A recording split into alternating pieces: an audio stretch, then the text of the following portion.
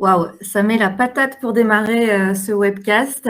Bonjour à toutes et à tous. On est plus de 1100 personnes inscrites à ce webcast.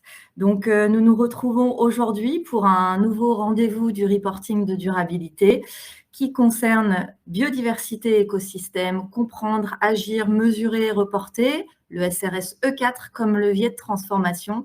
Bienvenue à tous.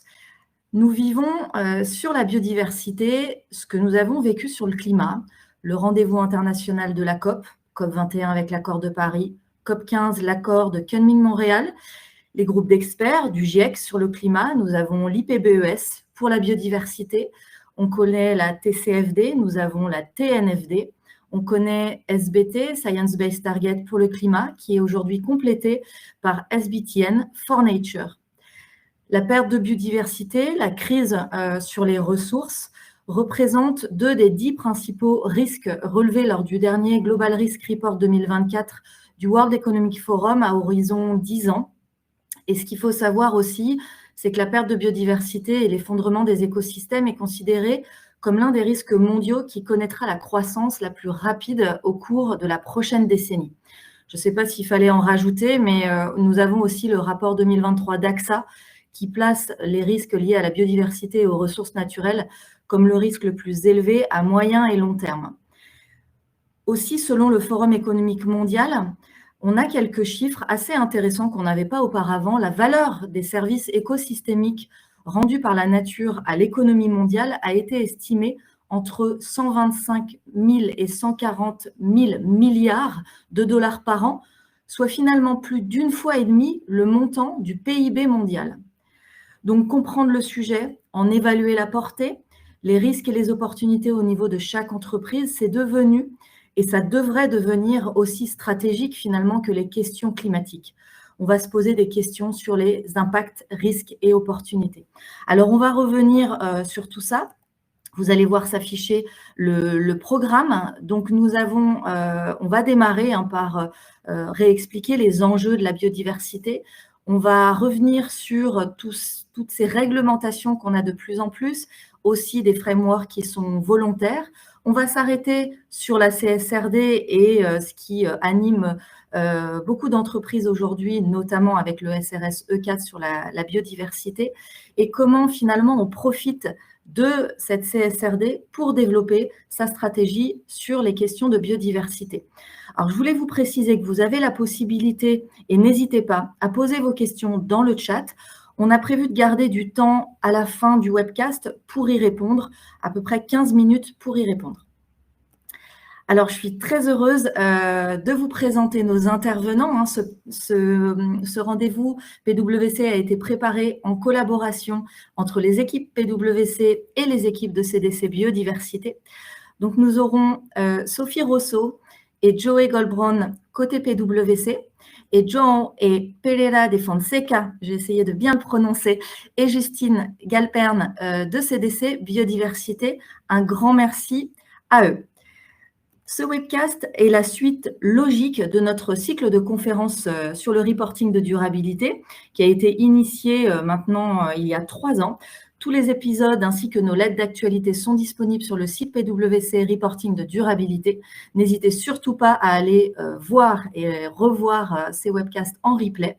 Les prochains épisodes, le 3 avril en partenariat avec SAP et MSG Global sur les outils existants permettant la préparation du reporting CSRD.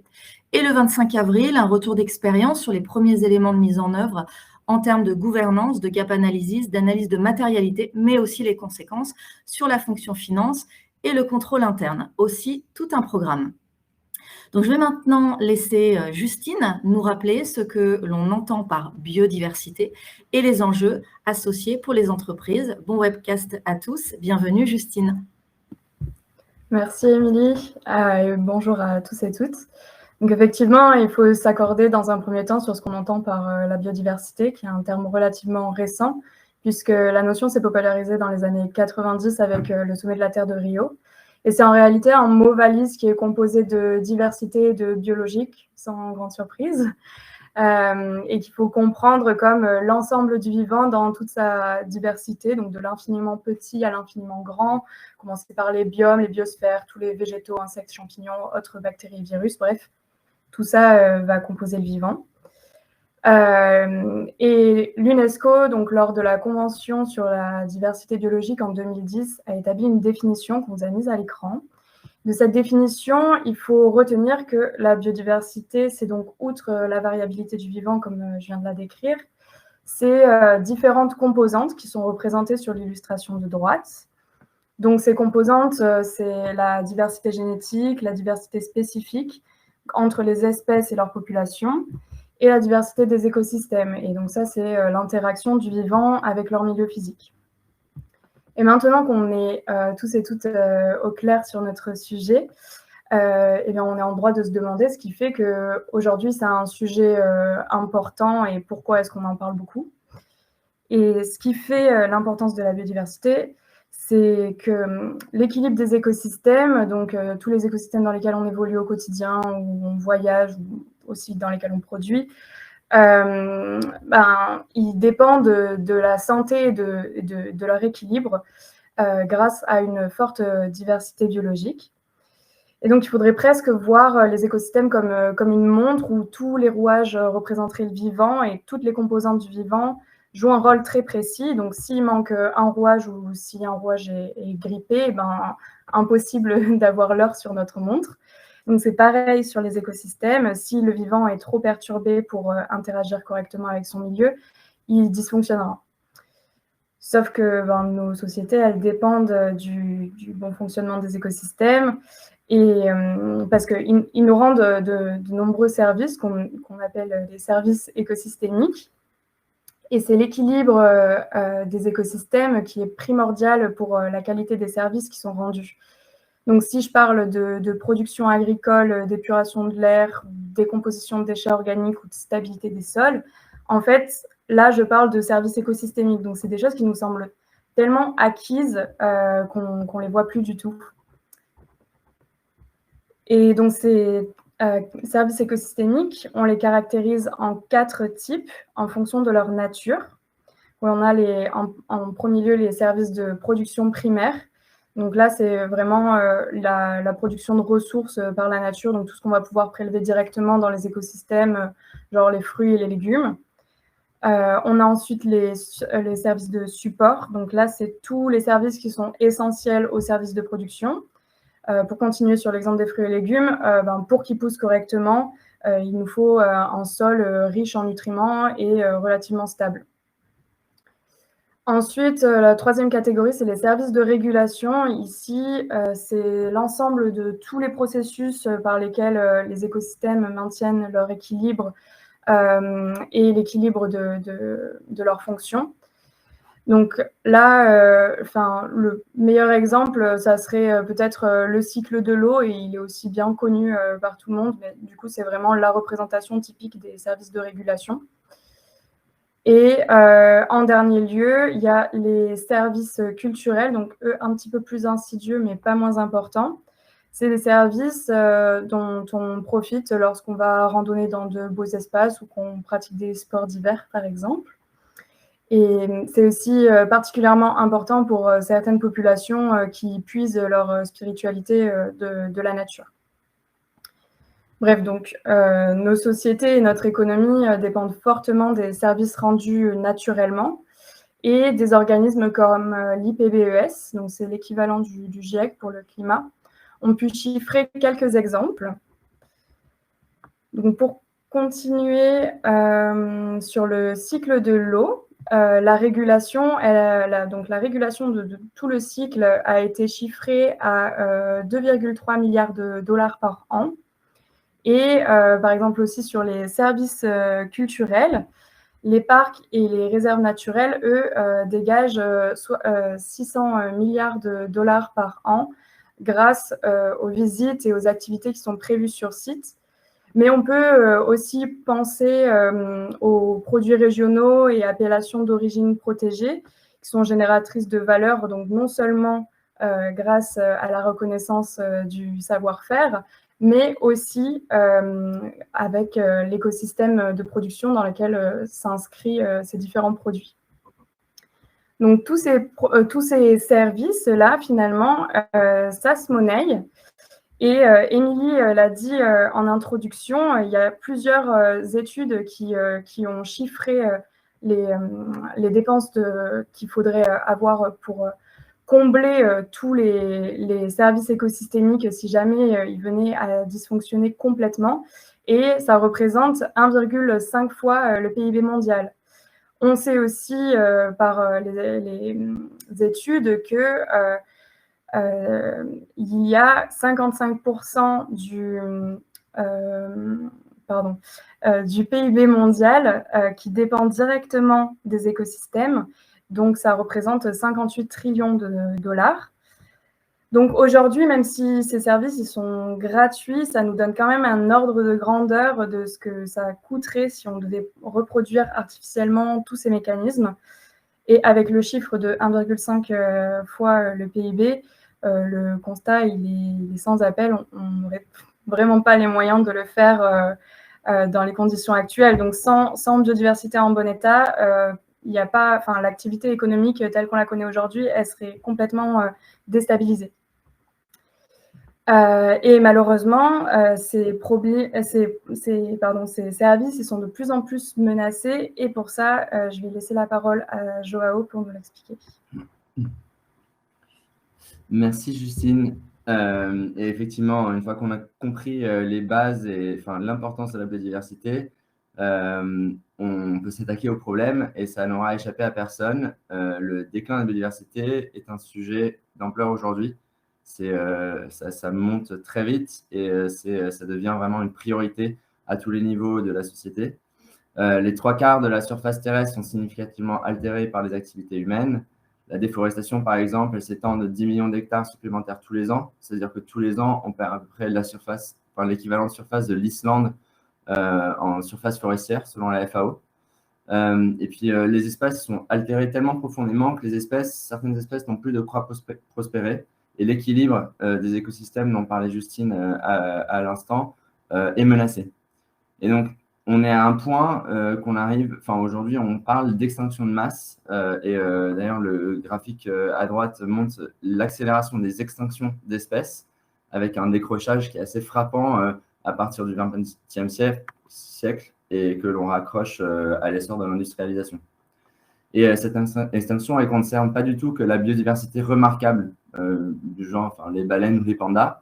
Et ce n'est pas la disparition du dodo ou du rhinocéros blanc à l'état sauvage qui est structurellement grave pour la biodiversité. Évidemment, c'est grave en termes de patrimoine génétique, mais c'est surtout la biodiversité invisible et la biodiversité structurelle où on voit les plus gros risques. Et par exemple, je pense aux pollinisateurs sauvages, aux champignons, à toutes les bactéries qui sont dans le sol, qui participent à la dégradation de la matière et à la fixation du carbone dans les sols, les planctons qui constituent la base de toute la chaîne alimentaire marine. En fait, tous ces micro-organismes, toute cette biodiversité est extrêmement importante et son déclin, en fait, c'est les maillons les plus sensibles et leur déclin peut vraiment avoir des conséquences et potentiellement, sans ces fondations, le système entier pourrait progressivement s'écrouler. Et donc, ce phénomène a un impact concret sur les économies. Je reviens rapidement quand même sur ces chiffres parce que c'est quand même assez crucial de s'en rendre compte. La perte de biodiversité aujourd'hui, c'est un risque matériel, mais il l'a dit au début, qui pèse sur plus de 50% de la valeur des entreprises listées et aux 19 principales bourses d'après une étude de PwC. Le coût estimé, encore une fois, des dommages causés aux écosystèmes est estimé à 10 trillions de dollars sur l'économie mondiale d'ici 2050. Et l'insuffisance, par exemple, sur un exemple précis, l'insuffisance en approvisionnement et assainissement de l'eau, en lien avec le service de régulation des cycles de l'eau dont Justine parlait à l'instant, correspondrait à une perte annuelle de 260 milliards de dollars liés aux dépendances à ces services de l'eau. Et donc, ce sont des exemples des effets financiers que les entreprises doivent anticiper dans la construction de leur modèle d'affaires. Et puis, le dernier élément un peu de ce début de présentation, c'est de comprendre, face à ce constat de déclin massif de la biodiversité, de se poser la question pourquoi est-ce que ça arrive? Qu'est-ce qui s'est passé sur les 100-150 dernières années? Et la réponse simple est les activités humaines. Donc finalement, là, à l'écran, vous avez le travail, les 5 pressions qui ont été identifiées par l'IPBES. Donc, Émilie a dit au début, l'IPBES, c'est l'équivalent du GIEC, mais sur le sujet de la biodiversité, et qui identifie 5 pressions qui sont exercées par les activités humaines et qui sont les drivers, quelque part, de ces extinctions de masse. La pression la plus importante, c'est l'occupation des sols. C'est le premier, les changements d'occupation des sols, c'est le premier facteur de pression sur la biodiversité et c'est notamment l'intensité d'artificialisation des sols. On disait à un moment que 75% des surfaces terrestres étaient altérées profondément par les activités humaines, aussi par les déforestations. Et par exemple, on a l'agriculture qui est le principal moteur de l'artificialisation des sols. Que ce soit pour l'alimentation humaine, pour nourrir le bétail, demain avec ce qui se passe pour les biocarburants, en fait, le secteur agricole à lui seul, c'est la principale menace d'extinction de 85% des espèces en danger. Et donc, c'est assez puissant. Ensuite, le deuxième facteur de pression, c'est l'exploitation directe des ressources naturelles.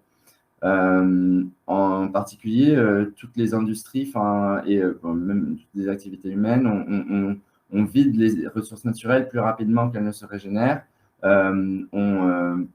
On a 90% des ressources marines qui sont en train de s'épuiser à cause de la surpêche, des questions de surconsommation d'eau et de réserve d'eau potable. Et donc, tout ça va perturber, en surconsommant certaines ressources, on va vraiment perturber l'équilibre des écosystèmes et donc potentiellement l'ensemble du système. Troisième facteur de pression, je ne vais pas trop rentrer dedans parce qu'on le connaît tous, on en parle très souvent depuis des années, le changement climatique, qui est, de la même façon que nous, en tant qu'espèce, on est impacté par le changement climatique. En fait, c'est toutes les espèces qui le sont. Et le changement climatique, à l'échelle mondiale, c'est le troisième facteur de pression. Et donc, quand on provoque du changement climatique, on est aussi en train de peser sur la biodiversité. Le quatrième facteur de pression, les pollutions de tout type. Elles sont de nature variée, qu'il s'agisse par exemple de déchets dans l'océan, l'accumulation de molécules toxiques dans les sols, les microparticules dans l'atmosphère, pollution des sols, pollution de l'air, pollution des eaux.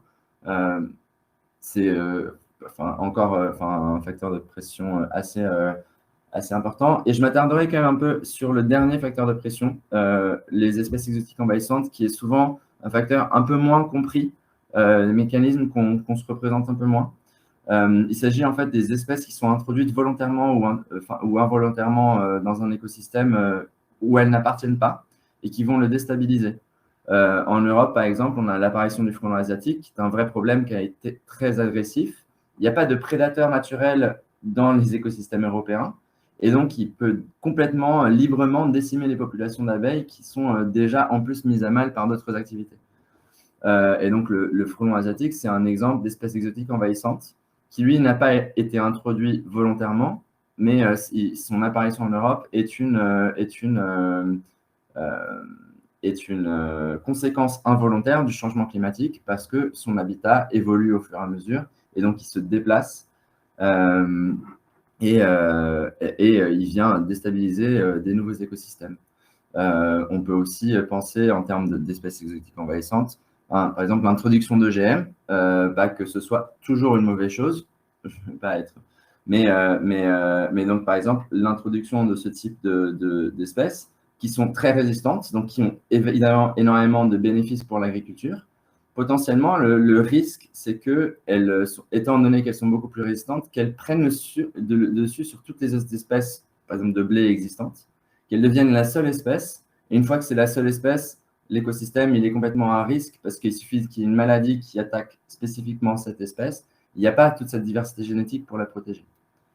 Et donc, encore une fois, un enjeu assez complexe à appréhender, mais crucial dans les choix qu'on fait à long terme sur nos systèmes économiques. Et donc, maintenant qu'on a posé ce décor, on se rend bien compte que les enjeux de la biodiversité sont systémiques, complexes, difficiles à comprendre. Tout est plus ou moins imbriqué. le vivant, les sociétés humaines, leurs activités économiques, et surtout, c'est imbriqué par des relations à la fois d'impact et des relations de dépendance. Et c'est ce qu'on va avoir dans cette deuxième partie avec Sophie. Et donc, face à ces enjeux, le monde économique se mobilise vraiment de plus en plus et on voit petit à petit se structurer pas mal de cadres, volontaires comme réglementaires. Et je passe la parole donc à Sophie Rousseau de PwC pour nous en parler un peu plus.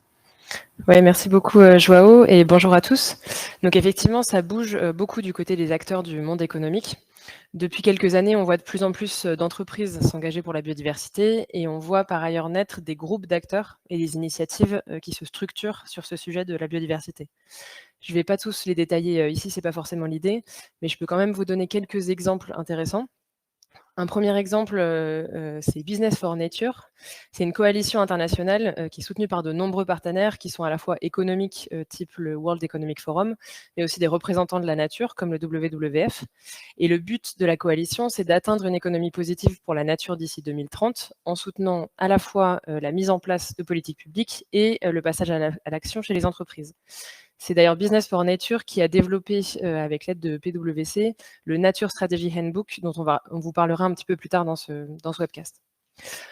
Une autre initiative intéressante, c'est Act for Nature, qui est une initiative qui mêle les réseaux d'entreprises, des scientifiques, des ONG, des organismes publics. Son objectif, c'est de mobiliser les entreprises en faveur de la biodiversité via des engagements qui se veulent pragmatiques et soutenus par leurs dirigeants. Aujourd'hui, Act for Nature, c'est environ 70 entreprises qui se sont fait valider leurs engagements. Donc ça, c'est côté entreprise. Côté investisseur, on a aussi deux actions intéressantes qu'on voulait mettre en avant ici. Les engagements, ou en anglais le pledge de Finance for Biodiversity, qui engage les dirigeants mondiaux à protéger et à restaurer la biodiversité par le biais de leur activité financière et de leurs investissements. Aujourd'hui, ça représente plus de 160 institutions financières qui représentent 22 milliards d'assets sous gestion qui ont signé du coup ces engagements. Et dernière initiative dont on voulait vous parler, Nature Action 100, qui est le pendant du Climate Action 100.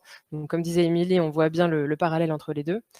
Et qui vise donc à renforcer l'ambition et l'action des entreprises pour lutter contre la perte de biodiversité au global. En septembre 2023, Nature Action 100 et les investisseurs de l'initiative ont, par exemple, envoyé une lettre à 100 grandes entreprises pour les appeler à des actions urgentes pour protéger et restaurer la nature et donc atténuer les risques financiers associés à ces risques-là. Plus globalement, on vous a affiché là une frise à l'écran. Ce qu'on voit, c'est que pendant quelques temps, la biodiversité, elle était surtout traitée par des conventions spécifiques, typiquement la Convention du patrimoine mondial de l'UNESCO qui était dans les années 70, la Convention sur la diversité biologique en 1992 au sommet de la Terre. À partir de 2015, les choses elles ont commencé à se structurer, avec notamment l'arrivée des objectifs du développement durable, le protocole de capital naturel et la Global Reporting Initiative. Mais c'est surtout à partir de 2019, plutôt sur la droite de la slide, qu'on a assisté à une vraie explosion de cadres, à la fois côté réglementaire et volontaire, et par ailleurs à la formalisation d'une vraie vision politique sur le sujet, à la fois niveau français, européen et mondial. Une petite parenthèse ici, comme commençait à vous l'évoquer tout à l'heure Émilie, certains noms sur cette slide vous rappellent sûrement quelque chose, et c'est normal du coup, parce qu'effectivement beaucoup de ces cadres ont leur équivalent sur le sujet climat, typiquement SBTI, TNFD, COP21 pour ne citer que. C'est encore une fois une des raisons pour laquelle on est convaincu que la biodiversité va rejoindre le climat en termes d'importance dans les années à venir. Maintenant qu'on s'est dit ça, tous ces cadres, a priori, ça peut être un petit peu déprimant. On ne sait plus vraiment où donner de la tête, on ne sait plus lequel suivre. On a commencé à suivre un de ces cadres et là, il y a une réglementation qui arrive, donc on ne sait plus si ça vaut le coup ou pas. Heureusement, en réalité, beaucoup de ces cadres, finalement, s'alignent, se répondent et ou se complètent. Et donc, c'est ce qu'on va voir tout de suite. On va faire du coup un focus sur 5 des cadres qu'on a vus sur la frise juste avant. D'abord, le Global Biodiversity Framework. Ça, c'est un cadre international qu'a cité Émilie au début. C'est un cadre clé qui a été signé par 190 pays à l'issue donc de la COP 15 en 2022 à Montréal. L'objectif de cette COP, c'était de définir un cadre mondial sur la biodiversité qui permette de développer un monde en harmonie avec la nature. Ce qu'il en est ressorti, c'est à la fois 4 objectifs pour protéger la biodiversité à 2050 et 23 objectifs pour 2030. On peut citer par exemple restaurer 30% des écosystèmes dégradés ou réduire de 500 milliards de dollars par an les subventions néfastes pour la nature.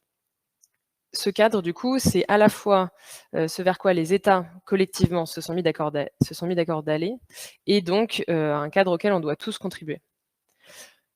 Une fois qu'on sait où on veut aller, la question c'est comment on va y aller. Pour ça, il y a des cadres volontaires qui ont été définis et qui visent à donner des guidelines aux entreprises, des recommandations aux entreprises pour mieux comprendre leurs enjeux liés à la biodiversité et comment mieux les adresser.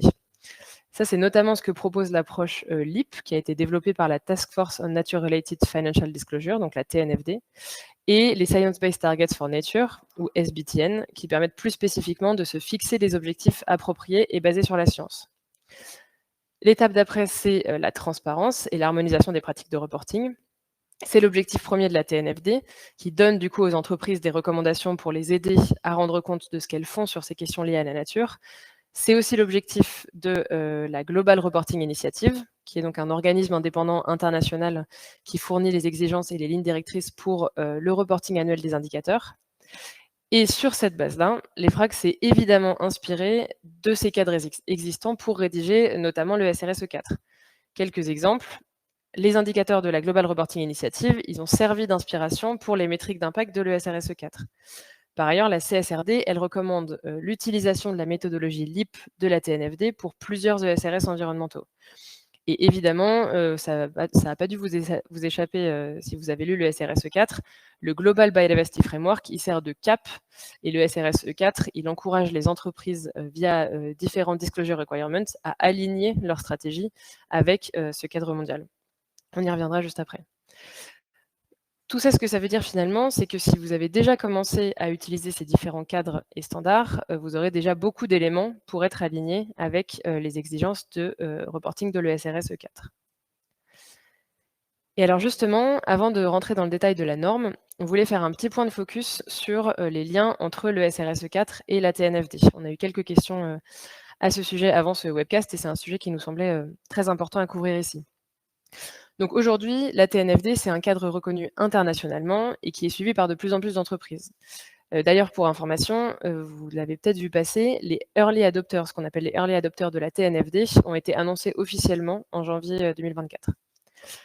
Pour rappel, du coup, dans la première version de l'ESRSE 4, la TNFD était mentionnée à plusieurs reprises comme source d'inspiration pour les entreprises.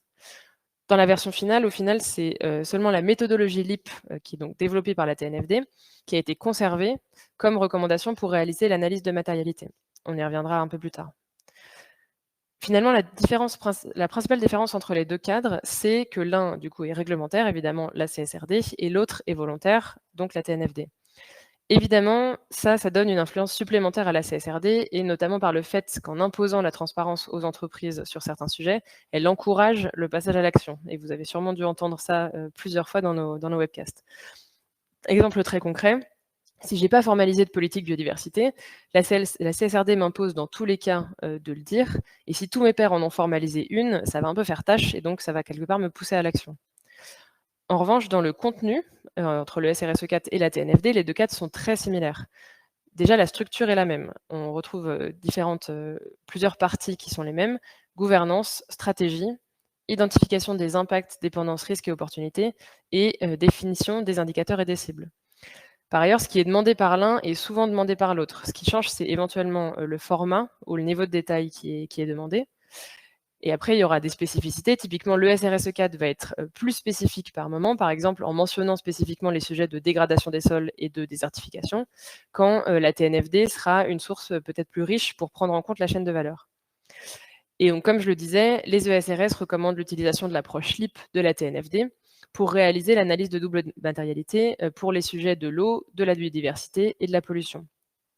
Ce sont tout ça des sujets très locaux et il se trouve que la première étape de l'approche LEAP, qui est Locate, consiste justement à aller identifier les lieux des activités. On en reparlera là aussi. J'en profite pour faire une petite parenthèse ici. On a fait un focus sur le SRSE 4, mais la TNFD couvre la nature en général, donc en incluant aussi des sujets comme l'eau, la pollution, etc., qui sont, comme vous le savez, couverts par d'autres ESRS. Peut-être pour conclure ici, on a beaucoup hésité à présenter un niveau chiffré d'alignement entre la TNFD et le SRSE 4, mais finalement, ça ne nous a pas paru forcément pertinent. Ce qu'il faut retenir surtout, c'est que ces 2 cadres sont globalement très alignés et évidemment, les entreprises qui ont commencé par la TNFD auront une marche moins haute à franchir, car elles sont de fait plus matures dans la réflexion sur l'identification des impacts, dépendances, risques et opportunités et leur reporting. Pour autant, ça ne veut pas dire qu'avec la TNFD, on couvre tout. C'est hyper important d'aller regarder dans le détail ce que demande le SRSE 4, parce qu'encore une fois, il y a plusieurs spécificités qui ne seront pas forcément couvertes telles quelles par la TNFD. Maintenant qu'on a posé le cadre, on va pouvoir rentrer plus concrètement dans ce que demande la norme E4 biodiversité. Et je vous laisse Joé nous en dire un petit peu plus. Merci beaucoup Sophie. Donc bonjour à tous. Alors j'imagine que si vous êtes présents avec nous ce matin, c'est en fait que le sujet de la biodiversité est un sujet matériel pour votre activité et donc probablement que vous présentez en fait déjà des informations sur la biodiversité, soit de manière obligatoire parce qu'en fait vous êtes soumis à la DPEF, soit dans un cadre volontaire pour un rapport d'impact par exemple. Alors, ce qui va changer avec l'arrivée de la CSRD, c'est que vous allez en fait devoir suivre une sorte de cahier des charges pour la publication de vos informations. Et ça, c'est le rôle des ESRS de vous dire en fait quoi produire comme information. L'objectif, c'est la production d'une information qui soit la plus homogène possible, de manière à ce que vous soyez en fait comparable entre pairs. Et l'idée, finalement, c'est donc de produire une information qui soit matérielle uniquement, qu'elle soit la plus transparente possible, et donc évidemment de qualité.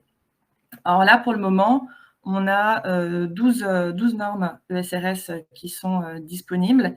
Elles sont applicables à tous les secteurs d'activité.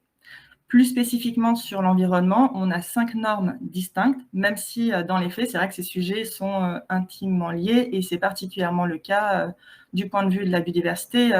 Joao l'a rappelé tout à l'heure, on ne peut pas apprécier le sujet de la biodiversité sans considérer le changement climatique et les pollutions, par exemple.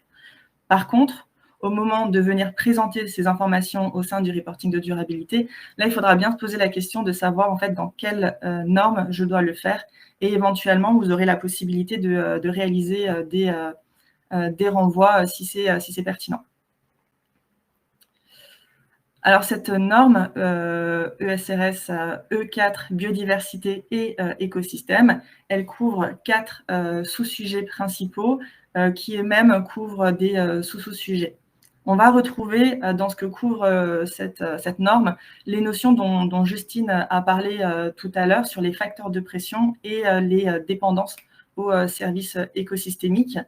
Alors, pour vous aider un petit peu dans la lecture de ce slide, on va donc retrouver. Donc, la norme couvre, donc, je l'ai dit, les facteurs de pression. Ce sont les 5 mêmes que ceux identifiés par l'IPBES.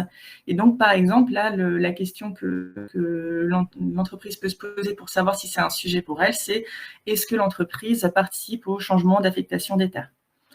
La norme, elle couvre aussi les incidences sur l'état des espèces. Alors là, on se pose la question de savoir quel est le risque de disparition d'une espèce due à mon activité sur une zone géographique spécifique. La norme, elle couvre aussi les incidences sur l'étendue et l'état des écosystèmes. Là, la question qui va se poser, c'est dans quelle mesure l'activité de l'entreprise va dégrader les sols, par exemple du fait de l'imperméabilisation ou de la participation à la désertification. Et puis, elle couvre aussi les incidences et dépendances aux services écosystémiques dont Justine a parlé tout à l'heure. Alors, bien sûr, vous n'avez pas de devoir traiter de tous ces sujets au sein de votre reporting de durabilité. Je le rappelle, la première étape, le point d'entrée dans le reporting de durabilité, c'est vraiment l'analyse de matérialité, savoir si le sujet est matériel pour vous. Cette liste-là, qui est fournie par les normes, elle va vous servir donc, pour cette analyse de double matérialité, pour l'identification ensuite des impacts, des dépendances, des risques et des opportunités.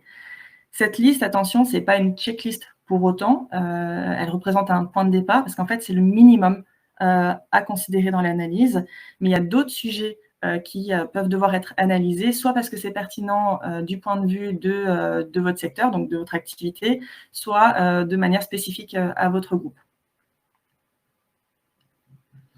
Voilà, donc là, sur ce slide, vous avez une vision globale de la norme E4. Donc Sophie, en fait, tout à l'heure, nous a parlé de son lien là, avec la TNFD. On le retrouve en fait ici à travers la structure qui est la même. Donc en 4 piliers, gouvernance, stratégie, management des impacts, dépendance, risques et opportunités, voilà, et les métriques. Alors j'utilise ce visuel pour vous faire plusieurs points d'attention. Déjà, un premier sur la mécanique d'utilisation des normes. Alors, vous êtes très certainement chargé de rédiger le chapitre sur la biodiversité, mais j'attire votre attention sur l'importance de lire également les normes ESRS, les normes générales, ESRS 1 et ESRS 2, en plus de celles sur la biodiversité. Elles fonctionnent vraiment ensemble. Alors sur le slide, je vous ai mis un exemple. Les informations minimales à présenter sur les politiques, les actions et les cibles, en fait, elles sont listées dans la norme générale ESRS 2. Ça s'appelle les MDR. Ensuite, des points d'attention sur l'approche de la norme. Donc, avec la biodiversité, les enjeux, en fait, sont éminemment locaux et cet aspect-là, c'est vraiment le point central de la norme. Alors, si on prend un exemple, l'impact d'une industrie bruyante, il ne sera pas le même dans une zone industrielle que dans une réserve d'animaux en voie de disparition. Donc, c'est peut-être un petit peu grossier comme exemple, mais au moins on comprend bien. Donc, la première étape, ce sera vraiment en fait d'identifier les activités situées à proximité de zones sensibles. C'est vraiment un aspect en fait qui revient à plusieurs endroits de la norme. Je voulais identifier en orange. Donc, par exemple, en fait, il faudra venir lister ces sites qui affectent de manière négative des zones à biodiversité sensible. Il faudra aller dire si on a des politiques qui couvrent spécifiquement ces sites et puis suivre dans le temps le nombre de ces sites qui, donc encore une fois, affectent négativement la biodiversité. J'attire aussi votre attention sur le fait que, comme pour la norme changement climatique et la norme pollution, la biodiversité fait appel à la notion de contrôle opérationnel. C'est les 3 OP que vous voyez. Donc, on couvre les sites détenus, mais pas uniquement. On prend compte aussi de ceux qu'on loue et ceux qu'on gère. Alors, autre point, ce sont certes les impacts, mais aussi les dépendances aux services écosystémiques qui peuvent être vecteurs de risques et d'opportunités. C'est vraiment l'aspect dépendance qui est inséré dans ces normes, même si on continue de parler uniquement d'IRO, impact, risque et opportunité. On inclut aussi les dépendances. Alors, globalement, les 3 premiers piliers sont principalement des informations qualitatives qui sont attendues. Et le 4e pilier, lui, comprend différents ratios et données quantitatives. Mais globalement, et c'est important quand même de le garder en tête, ce sont majoritairement des informations qualitatives qui sont demandées. Et ça, on a tendance un petit peu à l'oublier et se focaliser sur les indicateurs chiffrés. Et enfin, donc, pour la biodiversité comme pour le climat, on va retrouver en fait la notion de plan de transition. Alors, petit rappel pour le climat. Je ne suis pas obligée d'avoir un plan de transition. De manière générale, les ESRS n'obligent pas à faire quoi que ce soit. Par contre, si j'en ai un, je dois expressément le dire. Côté biodiversité, là, toute mention sur un éventuel plan de transition, il est à faire uniquement sur base volontaire. Et du coup, ça me fait une bonne transition pour vous parler justement de ces informations à présenter sur base volontaire uniquement. On vous a remis en fait ici les statistiques qui ont été réalisées par les FRAG sur le nombre d'informations à fournir, celles qui sont obligatoires et celles qui sont volontaires. Donc, pour rappel, les informations qui contiennent shall disclose, c'est une information qui est obligatoire à condition d'être matérielle, et may disclose, c'est une information qui reste volontaire, quand bien même elle serait matérielle. Pour la biodiversité, donc je l'ai encadré sur le slide, on remarque en fait que la majorité des informations à présenter le sont uniquement sur base volontaire, quand bien même, encore une fois, ce serait une information qui serait matérielle. Alors, on m'a demandé, parce que vous aviez en fait la possibilité de poser des questions en amont au moment de votre inscription. Donc, on nous a demandé en fait combien de temps ces informations volontaires allaient le rester. Alors, je le rappelle, les ESRS, c'est la loi, c'est écrit comme tel, et sauf amendement ultérieur de la loi, ça va rester rédigé comme ça. Donc, il n'y a pas de limitation dans le temps à l'aspect volontaire de ces informations en question. Par contre, il n'est pas impossible qu'une information qui soit volontaire ici dans ce set de normes qui concerne tous les secteurs soit demandée de manière obligatoire pour un secteur en particulier, parce que ce serait particulièrement pertinent, ou alors que cet indicateur ou cette information est plus mature dans un secteur ou dans un autre. Voilà. Et ces normes sectorielles, elles vont arriver dans environ 2 ans. Donc ici, je vous parle d'informations volontaires. Donc oui, l'information est matérielle, mais j'ai le droit de ne pas la donner. Il ne faut pas le confondre avec les informations différées dans le temps. Alors là, oui, l'information, elle est matérielle, je suis obligée de la donner, mais pas tout de suite. En fait, la norme, elle me laisse le temps de m'y préparer. On appelle ça les phase-in provision. Il y a toute une liste qui couvre toutes les normes. Et là, spécifiquement la biodiversité, c'est celle qu'on voit à l'écran, donc déjà sur les effets financiers anticipés. Je parle uniquement des effets financiers futurs. Là, la norme, elle nous laisse un petit peu de temps pour nous y préparer, parce que c'est vrai que ce n'est pas un sujet évident. Il n'y a pas de méthodologie généralement acceptée qui existe, et en fait, c'est à l'entreprise de prendre des hypothèses. Alors, la première année, il sera possible de ne rien dire. Mais par contre, dès l'année suivante, il faudra à minima donner une information qui soit qualitative. Je vous donnerai un exemple tout à l'heure sur la slide d'après. Et donc, l'année 3, pareil, l'information qualitative uniquement, c'est possible. Et à partir de la 4e année, là, il va falloir commencer à chiffrer les effets. Ensuite, on a une autre disposition. Celle-ci, elle ne s'applique qu'aux groupes de moins de 750 salariés. Là, ces groupes-là ont la possibilité, les 2 premières années de reporting, de ne pas présenter cette norme. La norme dont on est en train de parler, il est possible de ne rien en dire. Par contre, attention, qu'il n'y ait pas de confusion à ce niveau-là. Du point de vue de l'analyse de matérialité, ça ne change rien. Le sujet de la biodiversité, tous les thèmes qu'on a couverts là sur la slide jaune, ce sont des sujets à prendre en considération dans l'analyse de la matérialité, au même titre que tous les autres sujets, dès la première année. Et en termes de disclosure, ça ne veut pas dire du tout qu'il n'y a rien à dire sur le sujet de la biodiversité. Si c'est un sujet matériel, dès la première année, il va falloir présenter des informations, et ces informations, c'est dans ESRS 2, la norme générale dont je vous parlais tout à l'heure qu'il faut aussi lire. C'est là-dedans qu'on va savoir quelles informations il faut présenter. Là, je vais vous le dire, globalement, c'est la liste des sujets matériels, comment la stratégie et le business model prennent en compte ces sujets, les cibles que vous avez éventuellement fixées, les progrès que vous avez réalisés. Vous allez devoir dire si ces cibles ont une cohérence scientifique, et puis politique, action et indicateurs pertinents si vous en avez mis en place. Voilà. Maintenant, sur ce slide, on s'arrête un instant pour parler des indicateurs quantitatifs, ce qu'on appelle les metrics.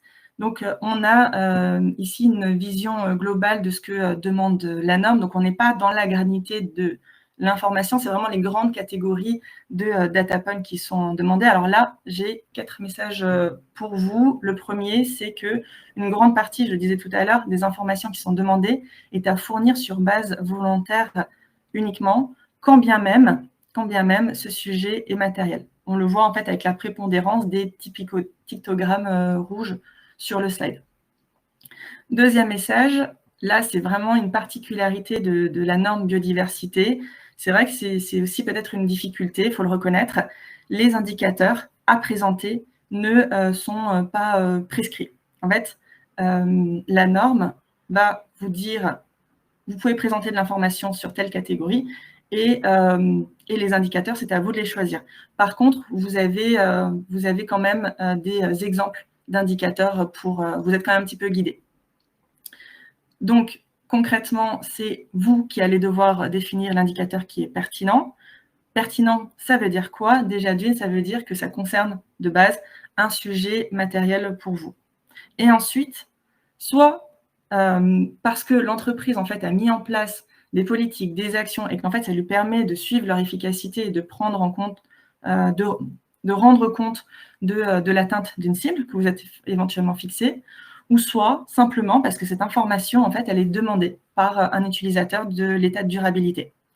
Donc par exemple, si mon activité nécessite d'artificialiser des terres, donc il sera pertinent de publier un indicateur sur la conversion dans le temps de l'occupation des sols, par exemple la déforestation, quand bien même en fait vous n'auriez rien mis en place pour agir ou réduire cet impact-là.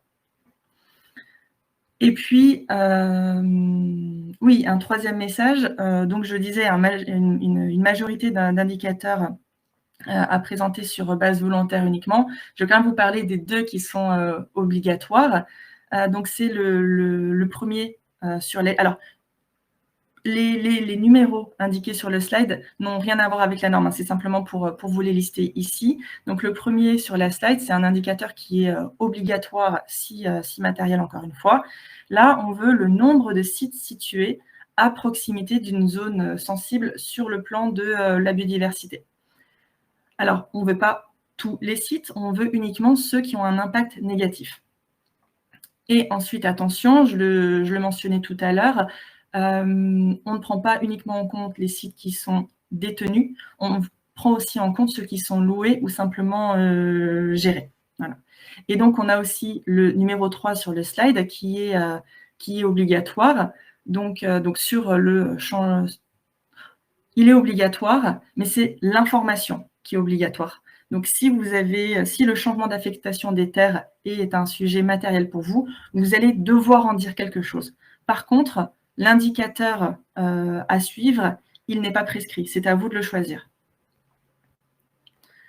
Et puis, je vous avais parlé de 4 messages. Mon dernier message, c'est sur les effets financiers anticipés. Donc là, il s'agit vraiment d'un exercice de projection à court, moyen, long terme sur les différents agrégats comptables comme le compte de résultat, le bilan, le tableau de flux de trésorerie notamment, mais pas que. Et puis, je vous ai promis des exemples. Donc, on peut imaginer par exemple une hausse des coûts d'achat anticipés à court, moyen, long terme, par exemple des matières premières, soit du fait d'un sourcing plus durable, ou alors à l'inverse d'une raréfaction de la matière. On peut aussi envisager une hausse des revenus anticipés du fait, par exemple, d'une opportunité commerciale, parce qu'en fait, la gamme de produits que vous vendez serait plus respectueuse de l'environnement que vos concurrents directs. On a vraiment, en fait, dans les effets financiers anticipés, cette notion à la fois du risque et d'opportunité dont on peut parler à ce niveau-là.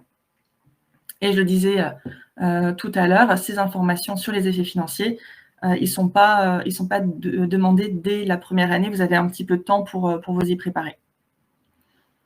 Et enfin, un dernier point que je voulais voir avec vous pour finir cette partie normative, c'est sur la chaîne de valeur. Pour rappel, on va couvrir les activités amont, par exemple les fournisseurs, et l'aval, par exemple la distribution et les clients. On regarde les relations directes, mais également les relations indirectes. Ça veut dire concrètement que pour les fournisseurs, on ne s'arrête pas au tiers 1. Donc, quand est-ce que je prends en compte cette chaîne de valeur dans mon reporting de durabilité? 1, pour l'analyse de matérialité. 2, pour la présentation des politiques, actions et cibles. Là, je m'arrête un instant pour faire un rappel. Je l'ai déjà dit tout à l'heure, dans les ESRS, il n'y a pas d'obligation à avoir des politiques, à mettre en place des actions et encore à fixer des cibles. Ce n'est pas obligatoire. Mais par contre, à partir du moment où j'ai adressé un problème, je vais devoir dire si oui ou non j'ai mis en place une politique, par exemple, pour l'adresser. Voilà. Et je vais aussi devoir être transparent sur le scope de cette politique. Quels sont les sites quelles sont les entités qui sont inclus, exclus, quels sont les sites ciblés.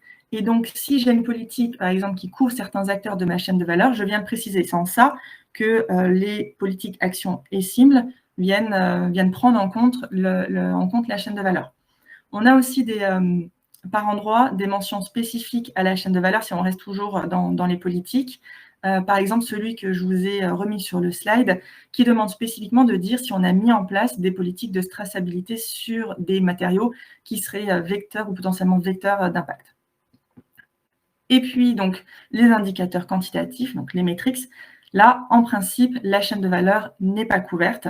En revanche, une entité pourrait tout à fait juger pertinent, matériel, de créer un indicateur spécifique pour suivre les données d'un acteur majeur de sa chaîne de valeur, par exemple. Voilà, donc maintenant qu'on a une meilleure idée de ce que couvre, de ce que demande le SRSE 4, on peut réfléchir à comment y répondre en pratique et surtout comment essayer d'en faire une opportunité en fait pour développer cette fameuse stratégie biodiversité. Et Sophie, je te laisse la parole pour nous en dire plus.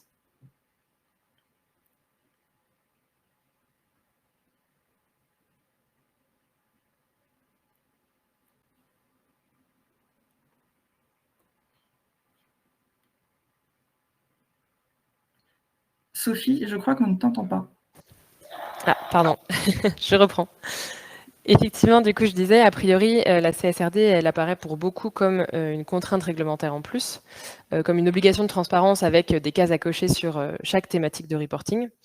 En réalité, si l'EFRAG, elle a passé autant de temps à y réfléchir, c'est en fait un petit peu plus que ça. C'est un peu ce que je commençais à vous dire tout à l'heure quand je comparais CSRD et TNFD. Et l'AMF le dit d'ailleurs elle-même, au travers de ces obligations de transparence, finalement, la CSRD, elle encourage les entreprises et elle leur donne des lignes directrices pour mieux intégrer les sujets environnementaux, sociaux et de gouvernance au sein de leur stratégie, et du coup, avec l'idée derrière de renforcer leur résilience sur le long terme. La biodiversité, évidemment, ne fait pas exception dans cette logique-là. Quand on regarde finalement les grandes étapes de la construction d'une stratégie biodiversité, on voit qu'elle se rapproche beaucoup de ce qui est demandé par la CSRD. Ici en particulier, ce qu'on vous a mis à l'écran, c'est les grandes étapes clés tirées du Nature Strategy Handbook dont je vous parlais tout à l'heure, qui a été donc formalisé par Business for Nature et qui vise à formaliser une stratégie biodiversité. Là, panique à bord, vous vous dites peut-être encore un cadre supplémentaire, mais ce qu'a fait en fait Business for Nature, c'est beaucoup mieux que ça. Ils ont pris les principaux cadres existants, donc ceux dont on parlait tout à l'heure, TNFD, SBTN, protocole de capital naturel, etc. Et avec leurs différents partenaires, ils ont tout combiné et synthétisé pour au final en faire un guide de 10 pages sur comment définir et mettre en place une stratégie biodiversité. Rapidement, du coup, les grandes étapes de la construction de cette stratégie. 1. Mesurer, évaluer et prioriser ses impacts et dépendances à la nature pour agir sur les sujets les plus matériels. 2. Définir des objectifs alignés sur la science pour donner un cap et s'assurer d'aller dans la bonne direction. 3. Transformer son entreprise en faisant évoluer ses pratiques et sa stratégie d'entreprise pour limiter ses impacts négatifs. Et enfin, 4, reporter et faire vérifier ces éléments en s'alignant avec les principaux standards de reporting existants. Tout ça, normalement, ça devrait sonner plutôt familier pour vous, et parce qu'effectivement, ça s'aligne avec ce qui est demandé par le SRSE 4. Ici, on a essayé de faire un mapping, justement, entre le cadre de Business for Nature et le cadre de le SRSE 4. Si on regarde dans le détail, on voit effectivement que chaque disclosure requirement de l'ESRSE 4 vient s'inspirer et nourrir les grandes étapes de la construction d'une stratégie biodiversité, avec en étape un peu transversale l'étape de reporting de tous ces éléments. Ce qui veut aussi dire que si vous avez déjà mis en place une stratégie biodiversité, il s'agira surtout de préparer l'information sur le bon format pour s'aligner avec les attentes de transparence de l'ESRSE 4. Maintenant qu'on s'est dit ça, la question à laquelle on va essayer de répondre, c'est comment construire une stratégie biodiversité, avec quels outils, et comment du coup ça permet de répondre aux exigences de la CSRD. On a donc sélectionné pour vous une série de quelques questions sous-jacentes qui nous paraissent clés dans cette démarche et qu'on va illustrer via des cas pratiques rencontrés auprès d'entreprises qu'on a pu accompagner sur le sujet. Comme vous pouvez le voir là sur la slide, ces questions elles permettent à la fois de remplir les grandes étapes pour construire sa stratégie biodiversité, mais aussi de s'aligner avec les exigences des différents disclosure requirements de l'ESRSE 4. Pour répondre à ces questions, on va vous proposer différents outils. Parmi ces outils, il y en a un en particulier qui est assez puissant et structurant dans la construction d'une stratégie biodiversité, c'est le Global Biodiversity Score, qui a été donc développé par CDC Biodiversité et dont Joao et Justine vont vous parler tout de suite. Il faut savoir que c'est un outil qui répond à un certain niveau d'ambition sur ce sujet de la biodiversité. Il existe évidemment d'autres outils adaptés à d'autres niveaux d'ambition qu'on vous citera aussi au fur et à mesure. Et je laisse du coup Justine continuer sur le sujet. Merci Sophie pour l'introduction. Donc, effectivement, avant de passer aux illustrations, il nous semble important de donner des éléments un peu explicatifs sur le fonctionnement du Global Biodiversity Score, qu'on abrège en GBS. Donc, dans l'idée, le GBS peut être comparé à l'outil de bilan carbone, mais spécifiquement sur le périmètre de la biodiversité. Donc, il a été lancé en 2020 et continue à être développé et alimenté par nos équipes chez CDC Biodiversité. Et on a l'ambition d'en faire un standard ou une référence parce que on le développe vraiment avec une optique d'intérêt général au même titre que le bilan carbone. Et à ce titre-là, il peut être pris directement en main par les entreprises, donc que ce soit dans le cadre d'un accompagnement par des personnes qu'on appelle des assesseurs externes. Ça peut être nous chez CDC Biodiversité ou les équipes de PwC qui sont formées au GBS. Et donc, le parallèle avec le bilan carbone, il ne s'arrête pas seulement là, parce que le principe de fonctionnement du GBS, c'est un ensemble de modèles qui permet de prendre en compte des données d'activité d'une entreprise, donc des données financières, des tonnages de matières achetées, etc., et de les ramener à des données de pression, donc toujours selon les catégories de l'IPBES dont Joao vous avez parlé en introduction. Et donc, une fois que les données d'entrée sont traduites en pression, on s'appuie sur le modèle Globio, qui est une référence développée par un grand institut de recherche aux Pays-Bas, le PBL. Donc, on utilise Globio pour passer à nouveau ces données de pression en impact. Donc, trois niveaux de segmentation, de modélisation des données. Et à la fin, donc ces impacts, ils sont exprimés dans une métrique unique. C'est la MSA km². Donc, c'est un peu, nous, notre équivalent carbone qui agrège au même titre que ce que fait le tonne équivalent carbone, le CO2 méthane, N2O. Nous, on a toutes les pressions qui sont converties et données en équivalent de surface détruite, donc en MSA. Donc, en fait, il faut comprendre le score qui sort du GBS par la phrase l'ensemble des activités de l'entreprise génère un impact de, mettons, 7 MSA km². Donc, c'est l'équivalent de la destruction de 7 km² d'écosystèmes naturels. Et Joao devrait pouvoir illustrer plus concrètement l'exemple. C'est bon, je te laisse la parole. Oui, la transition était un peu longue. Rapidement, donc, là, c'est juste pour vous illustrer un peu plus concrètement l'outil, parce que ça va vraiment être utile pour comprendre les illustrations par la suite. Et donc là, on a les différents niveaux de modélisation qu'évoquait Justine. Et donc, imaginons que je suis une entreprise qui produit de la volaille. Et donc, j'ai mes impacts sur la biodiversité. On a à la fois des impacts directs, mais aussi comme les occupations des sols de mes installations, les consommations d'eau de mes usines, etc., qui sont des pressions directes. Mais on a aussi des impacts indirects, potentiellement l'alimentation de ma volaille, qui est plus difficile à quantifier. Et donc, le GBS, vraiment, est un outil qui va permettre d'aller évaluer tous ces impacts et de fournir de l'information si jamais elle n'existe pas. Et donc, on n'est pas forcément obligé de passer par des inventaires écologiques qui seraient très lourds à collecter à l'échelle d'une grande entreprise. Et donc, ici, par exemple, l'exemple, c'est de dire, même sans collecter, même si on n'a pas toutes les données d'impact, etc., on peut prendre, par exemple, des données comme le chiffre d'affaires de l'entreprise dans un secteur d'activité précis ou des tonnages, par exemple, d'achat en termes de maïs.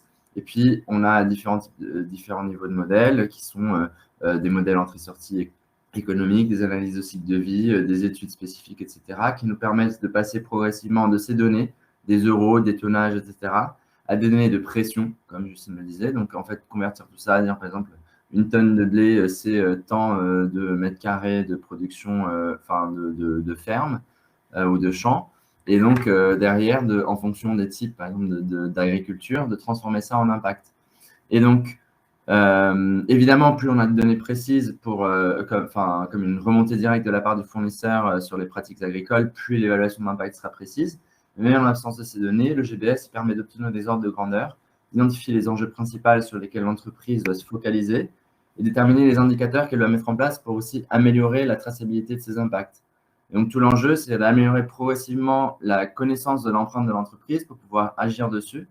Et donc, à partir de maintenant, on va vous proposer quelques illustrations très concrètes de comment est-ce qu'on fait ça, comment est-ce qu'on applique ce type d'outils de quantification et autres pour répondre pour construire une stratégie biodiversité.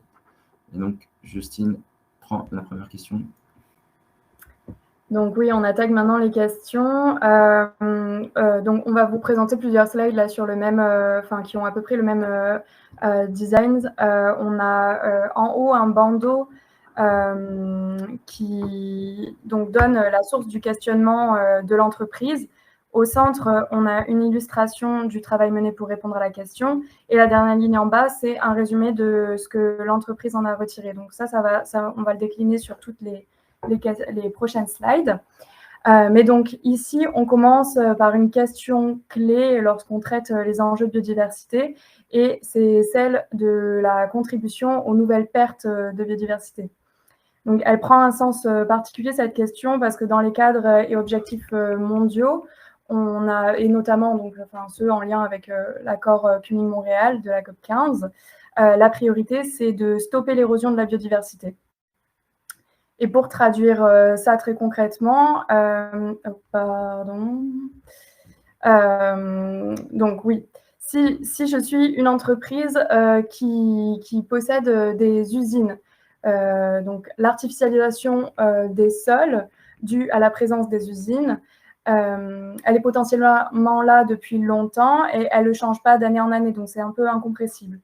Ça, c'est ce qu'on appelle l'impact statique ou permanent. Par contre, la construction d'une nouvelle usine sur une zone qui est a priori non artificialisée, là, ça va engendrer une nouvelle perte de biodiversité.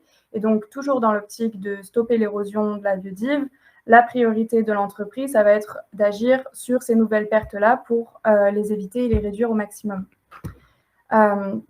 Donc là, cette distinction, elle est transposable à l'ensemble des pressions. Et par exemple, une entreprise qui prélève de l'eau dans une rivière, elle va impacter le flux de la rivière et perturber le flux global.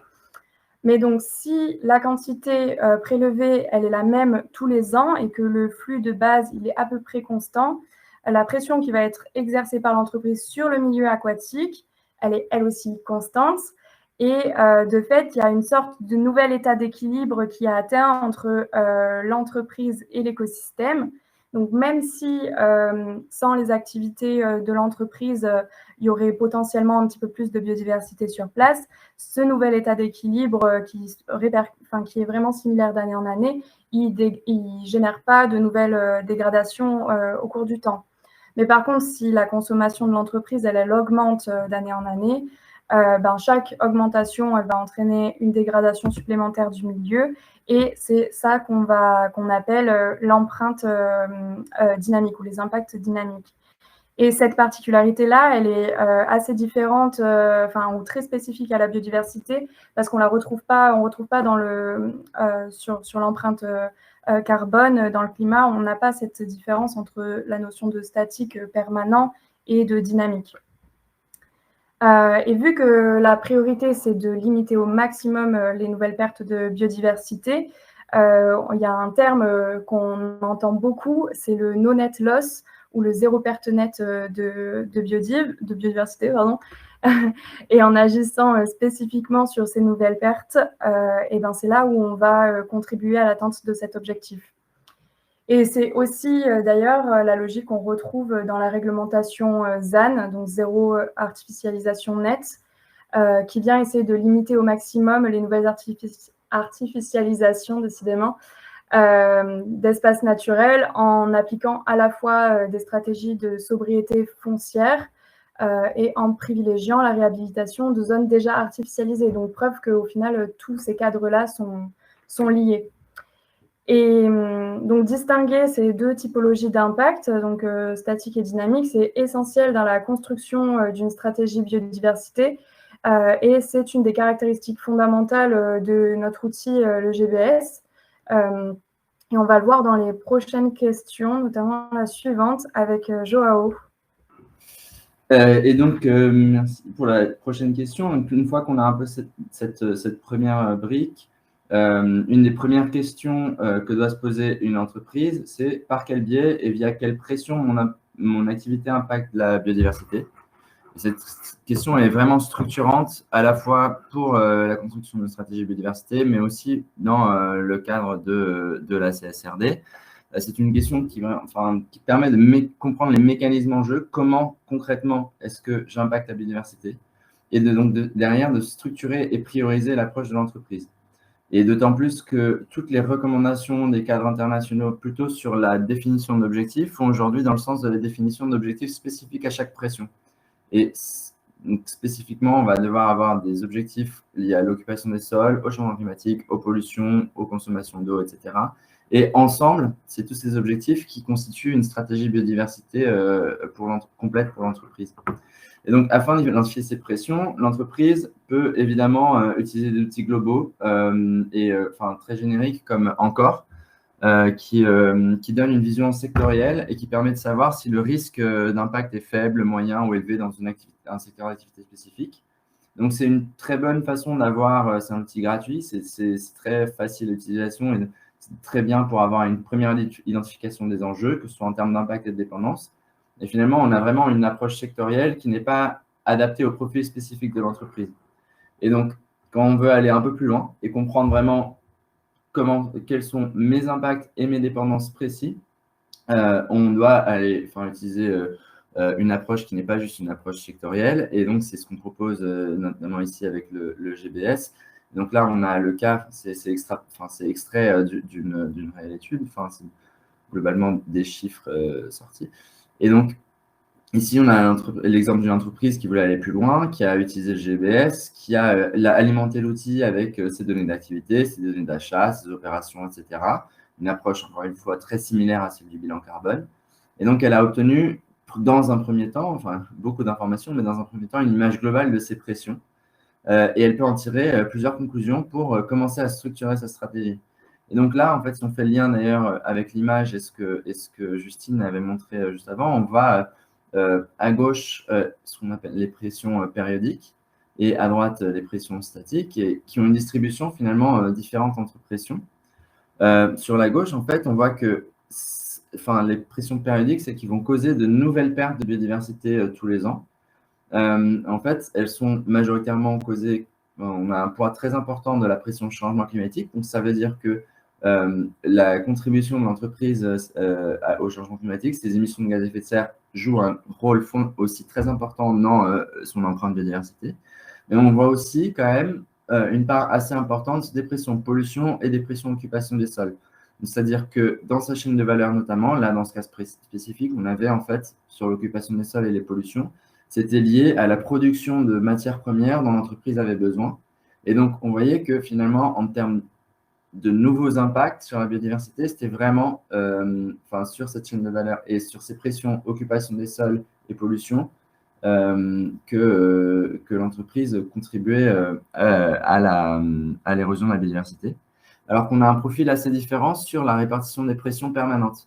Finalement, on a des changements climatiques beaucoup plus faibles, par exemple des pollutions qui étaient plus faibles, et finalement, l'empreinte accumulée de l'entreprise est vraiment majoritairement sur l'ensemble des occupations des sols qui constituent qui sont nécessaires à son activité. Et donc finalement, avec une approche telle que le GBS, on peut tracer ces pressions, on peut comprendre spécifiquement quelle activité, quelle matière première est liée à quelle pression et à quelle étape de la chaîne de valeur. Et donc, il faut comprendre tous ces mécanismes, tous ces rouages pour derrière pouvoir déterminer les actions et les engagements adaptés pour chaque étape de la chaîne de valeur et pour chaque enjeu, pour chaque pression. Donc, on a ici pu vraiment à la fois structurer cette approche biodiversité, on a aussi pu créer des liens on voit, entre la stratégie climat et la stratégie biodiversité du groupe, qui était un point vraiment extrêmement important, à la fois les synergies et les antagonismes entre les deux sujets. Et donc, structurer l'approche biodiversité avec une dimension en plus dont Justine va vous parler juste après, parce que contrairement à l'approche climat, les impacts et la stratégie biodiversité ne peuvent prendre sens que lorsqu'ils sont remis dans leur environnement. Et donc, il faut à la fois comprendre la répartition des pressions et aussi introduire la notion de localisation. Merci Joao. Oui, avec donc cette troisième illustration, on se focalise sur un volet particulier à la biodiversité, c'est celui des impacts locaux. Parce que, par exemple, si on artificialise 1 hectare en périphérie de Paris, en zone rurale ou au milieu de l'Amazonie, ça va avoir des impacts et des conséquences fondamentalement différentes. Et donc, c'est pour cette raison que tous les cadres sur la biodiversité, et notamment le SRS E4, mais aussi la TNFD, s'intéressent aux impacts globaux évoqués juste avant, mais aussi au dérangement des zones de biodiversité sensibles à proximité des activités des entreprises. Donc, dans l'exemple qui est à l'écran, il s'agit de savoir si l'entreprise possède loue ou gère, comme disait Joé dans la partie plus réglementaire, donc des sites d'activité qui sont proches des zones protégées et si dans ce périmètre-là, il y a aussi des espèces protégées. Et donc, pour faire ce genre de travail, l'outil iBat, ça reste une référence parce que c'est un outil qui agrège plusieurs données cartographiques de zones protégées et zones sensibles avec la liste rouge de l'IUCN, donc qui est une liste qui identifie les espèces en danger. L'image de gauche, c'est un exemple de sortie de cet outil. Donc, il y a le point rouge qui représente la zone d'activité et autour, la zone tampon qui est placée à défaut à 50 km de périmètre. Et à droite, on a une illustration avec le nombre d'espèces protégées présentes dans les périmètres identifiés. Voilà, donc je fais une brève apparition normative parce que Justine, tout à l'heure, vous parle d'activités à proximité de zones sensibles et concrètement, ça veut dire quoi à proximité? Alors, c'est pas évident comme question et la réponse, c'est ça dépend. En fait, les ESRS ne donnent pas de définition. Par contre, on va trouver en fait des éléments de réponse dans une FAQ du règlement taxonomie climat publié par la Commission européenne. Et donc, la réponse qu'on nous donne dans cette FAQ nous indique en fait qu'il n'est pas possible de déterminer un rayon unique qui serait à considérer systématiquement.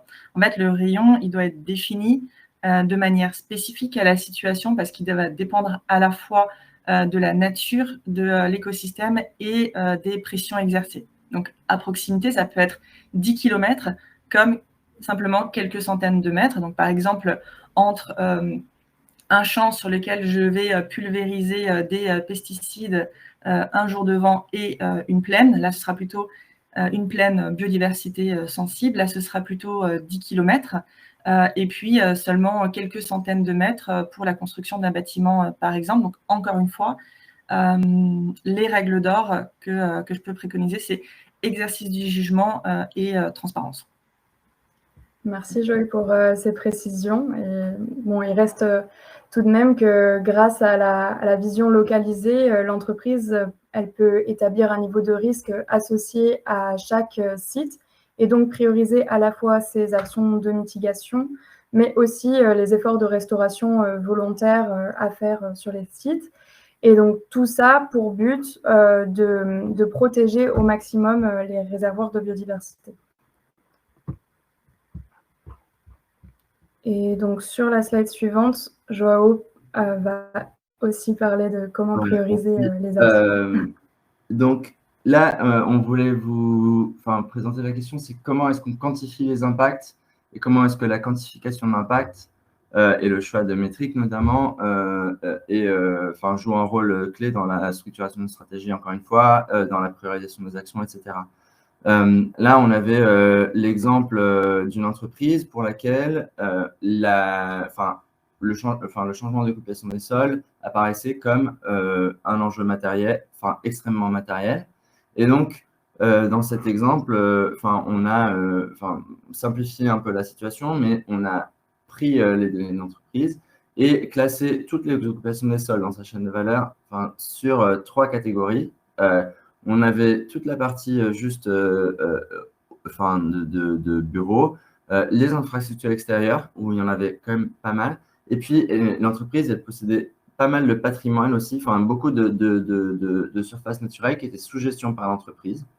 Et donc, finalement, on voit qu'on a ces 3 grosses typologies d'aires, avec finalement, pour chacune des typologies, évidemment, pour les bureaux, une grosse perte de biodiversité, parce que quand on a un bureau, en général, c'est en zone urbaine, etc., des très faibles surfaces, une surface très stable, finalement, et donc un impact assez faible et stable. Et donc, on a pu directement identifier l'impact. C'est un enjeu, mais c'est un enjeu pas prioritaire. Et ensuite, on avait les 2 autres catégories. Et donc là, on avait en fait finalement, par défaut, si on prenait juste la surface, la donnée surface, l'entreprise, elle aurait pu se concentrer uniquement sur ces aires sous gestion. Évidemment, c'est la plus grande surface. On voit que c'est quand même le plus gros impact, donc c'est quand même pertinent. Mais l'évolution finalement des impacts sur ces surfaces sous gestion était assez faible. Et le niveau de biodiversité, finalement, quand on voit, en fait, on était sur 50% de biodiversité récente en moyenne sur ces surfaces. C'était beaucoup plus correct, on va dire, que toutes les infrastructures extérieures sur lesquelles on avait des grosses pertes de biodiversité, même si c'était une surface faible, et des grosses variations d'année en année, une grosse augmentation. Et donc là, en fait, on voit vraiment l'importance de raisonner pas juste, par exemple, en surface, mais de raisonner en impact. On voit apparaître ici, ce qu'on voit aussi dans la CSRD, c'est les indicateurs qui sont appelés les condition and extent, la condition de l'écosystème, l'intensité de l'impact et l'étendue. Et en fait, c'est la combinaison des deux qui permet vraiment d'avoir une information suffisante pour structurer une stratégie biodiversité. Si on regarde juste la surface, on n'a pas une notion de l'intensité de l'impact qui s'applique dessus.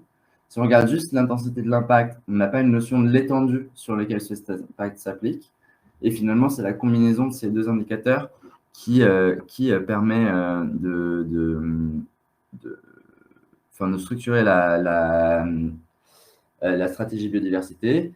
Et donc, c'est d'ailleurs ce qu'on propose, encore une fois, c'est ce qu'on propose avec le GBS, mais c'est aussi ce qu'on conseille aux entreprises de faire, c'est-à-dire évidemment de reporter, dans le cadre de la CSRD, les métriques obligatoires, les mètres carrés par exemple, mais aussi de se poser la question, de prendre un peu de recul et de se demander finalement, est-ce que ces métriques sont suffisantes pour structurer une stratégie, pour vraiment comprendre mes enjeux et structurer ma stratégie biodiversité, et vraiment prendre le temps de réfléchir, non seulement de réfléchir aux pressions, réfléchir aux impacts, de les quantifier pour pouvoir derrière structurer leur stratégie biodiversité.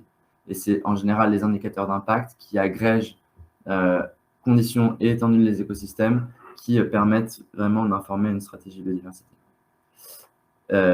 Et on passe à la question d'après. Oui, donc un autre bénéfice à la quantification des impacts, c'est toujours l'aide à la décision, mais ici, on va l'appliquer sur la chaîne de valeur. On cherche vraiment à comprendre sur cette slide les impacts sur la chaîne de valeur et comment est-ce qu'on va les réduire. Donc, la première étape à gauche, c'était d'identifier les matières et les étapes clés de la chaîne de valeur qui génèrent des impacts sur la biodiversité et comprendre quelles pressions sont en jeu. Et ici, on a identifié 2 catégories d'achats à risque pour ce client fictif. La première, c'est les commodités liées aux dérivés du bois et la deuxième liée à l'extraction minière. Et donc, on a décidé de faire un focus sur les produits dérivés du bois et précisément du caoutchouc avec sur la partie plutôt à droite de l'écran une comparaison d'intensité d'impact, de risque de production du caoutchouc selon les différents pays. Et donc, sans rentrer trop dans les détails du graphique, on voit quand même que l'entreprise, donc première information, elle se positionne un petit peu au-dessus du mix global monde. Et on voit aussi qu'il y a pas mal d'hétérogénéité parmi les impacts générés par la production de caoutchouc en fonction des différents pays. Et là, on voit un pays qui se dégage vraiment où l'impact est fort. Donc là, l'enjeu pour cette entreprise, c'est potentiellement soit exclure cette source d'approvisionnement ou alors savoir qu'il faut assurer une très forte traçabilité des produits en provenance de cette localisation et notamment cibler les enjeux de déforestation là, sur les produits liés au bois. Donc, ça permet cette vision-là aux entreprises de faire un choix éclairé sur les fournisseurs dans la chaîne de valeur et engager une vraie gestion du risque basée sur les chiffres.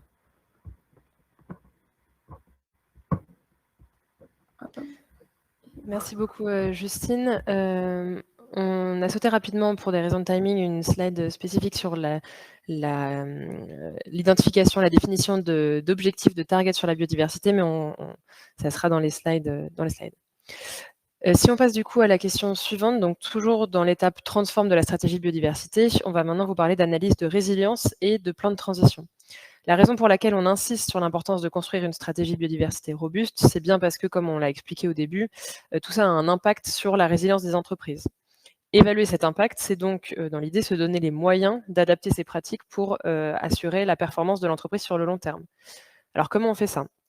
Déjà, il faut savoir qu'une analyse de résilience, ça passe avant tout par une analyse de risque. Pour l'exemple présenté ici, l'entreprise s'était basée sur les recommandations de la TNFD et notamment le cadre d'analyse des risques préconisés. Donc, pour chacun des risques identifiés via l'approche LEAP, elle s'est posé plusieurs questions. Par exemple, pour le premier risque lié à la réduction du rendement des cultures agricoles, elle s'est par exemple demandé quel est le niveau organisationnel impacté, sur quelle géographie se déroule le risque, en l'occurrence là c'était en Europe, quels sont les indicateurs à utiliser pour mesurer à la fois l'exposition de l'entreprise à ce risque et l'amplitude du risque. Et donc là, on avait 2 indicateurs identifiés, l'évolution des rendements pour l'exposition au risque et l'augmentation des coûts liés aux intrants pour l'amplitude du risque. Et sur cette base, l'entreprise avait estimé un niveau de risque élevé pour la poursuite de son activité. Construire une analyse de résilience, c'est donc réaliser cet exercice pour chacun des risques et opportunités liés à la nature. C'est en fait un peu répondre à la question dans quelle mesure les risques identifiés vont mettre en péril quelque part mon activité. Et ensuite, l'étape ultime, c'est sur la base de cette analyse de résilience, formaliser comment je compte faire évoluer mes pratiques et ma stratégie d'entreprise pour mieux prendre en compte mes impacts, dépendances, risques et opportunités, et du coup faire transitionner mon entreprise vers un modèle plus durable. Et ça, c'est ce qu'on appelle un plan de transition. Petit rappel ici, c'est pas obligatoire pour l'instant selon la CSRD. C'est pas obligatoire du tout. Ce sujet en particulier, du plan de transition, on n'a pas d'exemple spécifique à vous partager pour la simple et bonne raison que le marché n'en est pas encore là aujourd'hui en termes de maturité sur les sujets biodiversité. Au fur et à mesure que le sujet prend de l'ampleur, il y a des outils et des méthodes qui commencent quand même à émerger. La TNFD, évidemment, qui donne une première base intéressante sur le sujet, et on peut par ailleurs s'inspirer du guide que l'AMF a rédigé pour les plans de transition climat. Dernière question qu'on voulait traiter avec vous rapidement aujourd'hui, le sujet de l'analyse des risques financiers. C'est une étape importante qui permet de pousser un peu plus loin l'analyse de résilience et la transformation du business model. L'idée, c'est de qualifier, voire de quantifier, et donc d'objectiver un maximum mon analyse de résilience pour apporter un éclairage financier plus clair sur mes choix stratégiques en lien avec la biodiversité. C'est ce qui finalement me permettra à terme de dire « cette nouvelle pratique me coûte tant, mais elle me permettra d'éviter tant dans le futur ». Comment on fait ? Déjà, on peut commencer par une analyse qualitative. C'est l'exemple qu'on vous a présenté ici. Je ne vais pas rentrer dans le détail pour des questions de timing, mais l'idée, c'est de vous montrer qu'on peut assez facilement dérouler une analyse qualitative de ces impacts financiers. Et pour rappel, ce type d'analyse qualitative, c'est typiquement ce qu'attend la CSRD à partir de la 2e année de reporting. Pour l'analyse quantitative, on a un peu plus de temps et c'est une bonne nouvelle parce qu'aujourd'hui, il y a peu de méthodologies qui sont développées sur le sujet. Clairement, le marché pour l'instant n'y est pas. Pour autant, il y a des développements qui sont en cours, encore une fois en s'inspirant fortement de méthodologies déjà développées, par exemple pour le climat, et adaptées à des sous-sujets de la biodiversité. Par exemple, on développe en ce moment chez PwC une analyse de l'impact financier des risques liés à l'eau pour un acteur du secteur bancaire. À suivre donc, en tout cas, c'est sûr qu'on ne va pas s'ennuyer sur ce sujet biodiversité dans les années à venir. Pour information, on a compilé sur cette dernière slide quelques ressources utiles dans le cadre de la construction de votre stratégie biodiversité. Vous pourrez du coup y avoir accès si vous demandez l'accès aux slides après le webcast.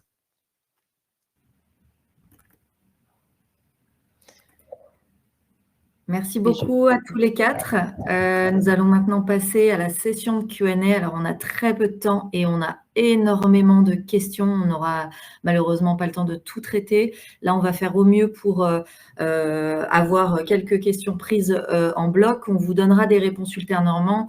Et bien sûr, on reste disponible après le webcast pour discuter de tous ces sujets. La slide suivante pour les collaborateurs de PwC, vous avez le code ATTEND qui s'affiche. Alors, une première question qu'on nous a posée sur les dépendances. Est-ce que vous pourriez partager des exemples concrets de dépendance aux services écosystémiques et comment les mesurer? Alors, Justine ou Joao, est-ce que vous pouvez nous en dire plus? Oui, merci Émilie. Donc très rapidement, des exemples concrets de dépendance aux services écosystémiques, il y en a énormément. On en a cité pas mal au début.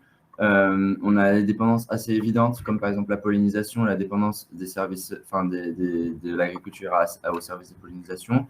D'autres moins flagrants, par exemple la dépendance à la diversité génétique, la résistance des cultures aux maladies, ou la dépendance à la biodiversité microscopique pour la régénération des sols, ou la dépendance au service de l'eau. Et il n'y a pas de manière générique de mesurer quantitativement une dépendance, en fait. Enfin, ça a pas de... Parce que il n'y a pas quelque chose de vraiment physique. Par contre, ce qu'on peut faire, c'est déterminer un niveau de dépendance, ce qui fait donc un niveau bas, moyen, élevé, et puis le traduire en une évaluation quantitative du risque sur la base d'indicateurs spécifiques à la situation. Et donc, par exemple, si on reprend l'exemple de la pollinisation, on peut, pour une culture spécifique, utiliser des études pour estimer la perte de production qui est associée à un déclin de X% de la population de pollinisateurs et donc quantifier le risque financier associé. On ne sait pas une évaluation, enfin, ce n'est pas une méthode de quantification générique, on va plutôt essayer de quantifier le risque sur la base des méthodes ad hoc. Sur un sujet qui est particulièrement important sur la biodiversité concernant la chaîne de valeur. Donc, quelles sont les attentes en matière de risques et d'opportunités pour les entreprises qui n'ont pas d'opération d'extraction ou de production, ou une autre aussi qui s'y rapproche? Quelles sont les bonnes pratiques en matière d'intégration de la chaîne de valeur et notamment des fournisseurs dans une stratégie biodiversité? Oui, ok. Bah, les bonnes pratiques sur ça, c'est vraiment les mêmes que ce qu'on a pu créer pour le carbone. C'est-à-dire qu'on est dans une économie de marché, donc les fournisseurs de matières premières, globalement, ils sont drivés par la demande. Et donc, une entreprise, elle a une part importante de responsabilité dans les impacts qui sont engendrés par ce qu'elle achète. Donc, toute entreprise, comme on l'a vu, se doit d'avoir une analyse de matérialité sur l'ensemble de sa chaîne de valeur et idéalement une évaluation quantitative des impacts de sa chaîne de valeur pour pouvoir vraiment les comprendre et travailler avec ses fournisseurs pour les faire évoluer leurs pratiques.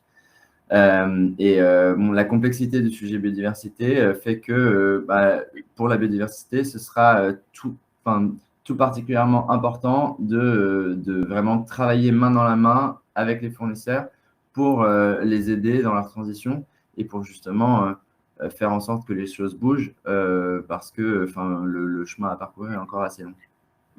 Merci beaucoup, Joao. Une toute dernière question. Celle-ci, elle est pour Sophie Rosso, puisque ça résonne particulièrement pour PwC sur le secteur des services. Est-ce que tu peux donner des exemples pour les entreprises de services, car il est plus souvent difficile d'aborder la question de la biodiversité sur ce secteur? Oui, bien sûr. Merci, Émilie. Du coup, rapidement, c'est sûr que le sujet n'est pas le même pour une entreprise dans le secteur de l'industrie et dans le secteur des services. Pour autant, en tant qu'entreprise de service, on a quand même évidemment des impacts, et notamment via notre chaîne de valeur, et c'est lié à ce que disait Joao juste avant. On est bien placé du coup pour en parler chez PwC parce qu'on a justement terminé début 2024 notre étude d'empreinte biodiversité avec le GBS. Et c'est une étude qui nous a permis de tirer plusieurs enseignements.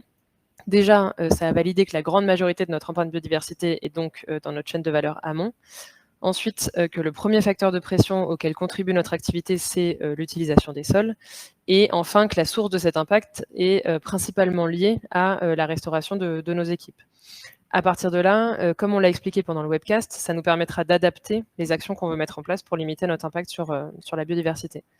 Et par ailleurs, un point important, c'est qu'en tant qu'entreprise de service, notre impact il vient aussi de notre chaîne de valeur aval, qui est plus difficilement mesurable. Et donc concrètement, ça impose quand même de se poser la question, quels sont les impacts de ce que j'aide en tant qu'entreprise de service à réaliser ?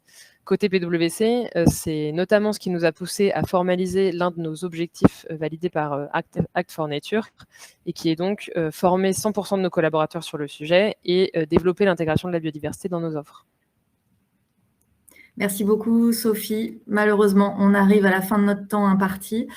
Un grand merci à tous nos intervenants qui vont s'afficher. Merci vraiment à tous pour ces clarifications. On aurait eu besoin de plusieurs journées complémentaires. Merci à tous de votre attention. Si vous pouvez rester 1 minute pour répondre au questionnaire de satisfaction, on vous en remercie. Nous sommes bien sûr à votre disposition après ce webcast. On vous souhaite à toutes et à tous une excellente journée. Et à très bientôt sur ces webcasts et rendez-vous du reporting de durabilité. Au revoir, merci. Merci beaucoup. Au revoir.